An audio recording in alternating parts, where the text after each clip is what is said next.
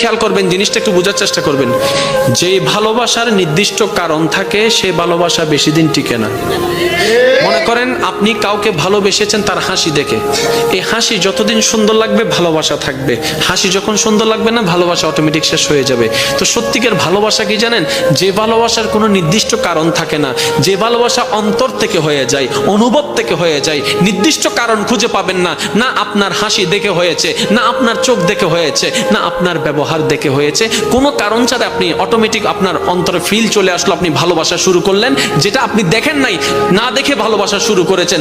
দেখবেন এই ভালোবাসা কখনো শেষ হবে না। মনে রাখবেন এটা রহমানের দরবার থেকে স্বামীর অন্তরে স্ত্রী, স্ত্রীর জন্য স্বামীর জন্য আসা ভালোবাসা। কেমন ভালোবাসা? এই ভালোবাসা কখনো ডিভোর্স আনবে না, কারণ সে সারা জীবন কেটে যাবে কেন ভালোবাসি কেন ভালোবাসি এই কারণ খুঁজতে খুঁজতে জীবনেই চলে যাবে, জীবনেই শেষ হয়ে যাবে, ডিভোর্স হওয়ার কোনো সম্ভাবনা আর থাকবে না। বলেন না সুবহান।